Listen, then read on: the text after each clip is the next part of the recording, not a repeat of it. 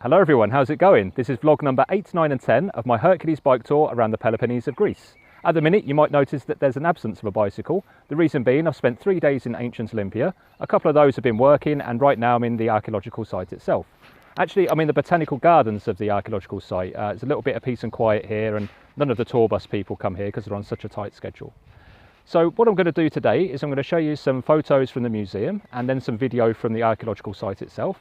And towards the end, I'll talk and see if we found a link between the Ancient Olympia site and the myth of Hercules and the 12 labours. So, I'll speak in a bit.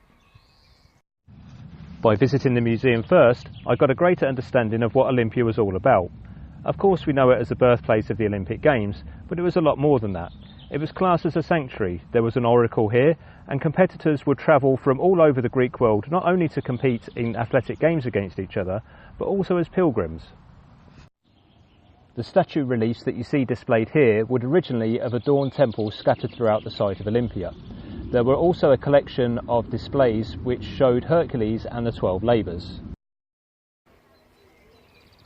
I think I did it the right way round by going to the museum first and the site afterwards, as although you can probably see people over there, there's far fewer than was here before. So this is at the entrance of the site. So basically I'm just going to take a stroll around and see what catches my eye and my interest.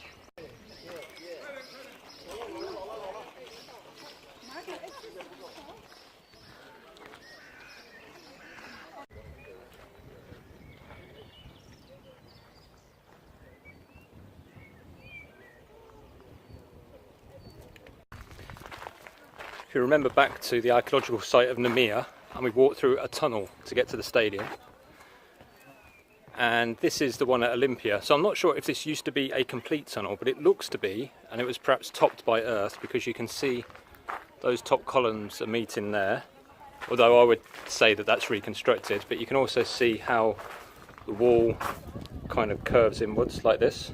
So I'd say that was a tunnel, and this is leading down onto the track itself. So this would have been the stadium and this is the old track, and as you can see everyone wants to go and race each other on it, and why wouldn't you? The track could be 3,000 years old, maybe a little bit older. This is all that's left of the temple of Zeus. Again, if you remember back to the Nemea site, there was a temple of Zeus there, but I would say that these columns would have been much bigger. Obviously there's nothing to show now. And this was where one of the 7 wonders of the world was, which was a gold-plated statue of Zeus, long since melted down, I should think.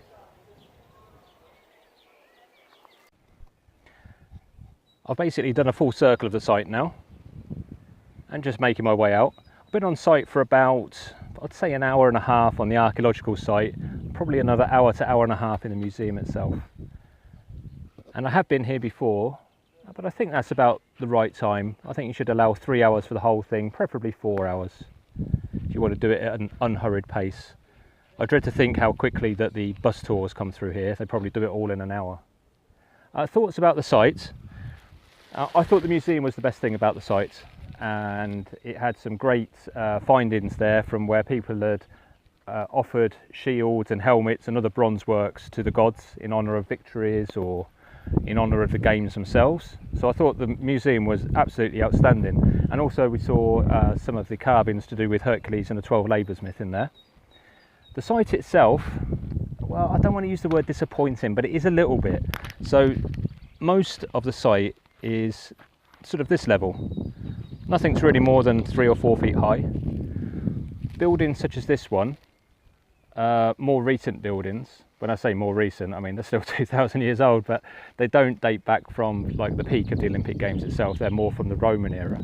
And what columns I've shown you, they have basically been reconstructed because everything fell down in either earthquakes or vandals coming through, or you know, so basically the site was deserted and it's all been excavated. So that's obvious. But it is the birthplace of the Olympic Games, obviously. So you've got to come here if you visit the Peloponnese. I'm going to turn you around now and I'll give you some ideas of the connections with the myth of Hercules and the 12 labours. I found myself a lovely bit of shade here and a bench, so I thought I'd share with you some of my thoughts on Hercules and the 12 Labours and its connection with Ancient Olympia. So firstly, one of Hercules' 12 labours was to clean out the stables of a local king who was very close in this area. And these stables hadn't been cleaned out for 40 years. Hercules was told that he had to clean them out in a day, which he successfully did by diverting 2 local rivers. One of those rivers actually runs very close to here. Once he'd done this though, the king refused to pay him his reward, saying that he cheated by diverting the rivers. Hercules wasn't very pleased, went away with the king's son. They came back with an army, they deposed the king, and once the son was on the throne, Hercules then created the site of Ancient Olympia in honour of his victory. And there's also a temple of Zeus here, which was dedicated to his father. At least that's one of the versions, of course. So there's one of the links between Hercules and the 12 Labours and the site of Ancient Olympia. Whilst actually going around the site itself, particularly in the museum, notice that there were a couple of links with this site and some of the other 12 Labours and other archaeological sites connected with the 12 Labours. One of those was with Lerna, and the connection there was that there was a culture called the Satini culture, which is mentioned here and in Lerna. The reason it's mentioned is it's a Dalmatian coast culture, and pottery findings have been found both here at Ancient Olympia and in Lerna. So there's a connection there between the 2 sites and the Hercules myths. And obviously I'm looking for direct connections between Hercules and these sites, just to see if there's, if we can get to the bottom of the story, so to think. We also noticed that there were a lot of bulls being worshipped here. If they weren't being worshipped, they were certainly being left as offerings. There were these little tiny brass balls that were left as offerings. So the bull was a significant figure, whether it was worshipped or whether it was just seen as a powerful animal. Were there any other links? Yet there was also the carvings inside the museum, and only one of those was in very good condition, and they depicted Hercules and the 12 Labours. And I've included a photo earlier on in this video about that. But that's about it. It was a nice site to walk around. I'm glad I spent the time here, and it's certainly nice when you find a shady spot as well on a hot day. I think you can sit down, you can listen to the birds sort of flying around, and you appreciate the site a little bit more. And of course, visiting the place where the first Olympic Games was held is always a bonus. So if you like this video, please thumbs up, subscribe to the channel, and I'll catch you in the next one. Cheers for now.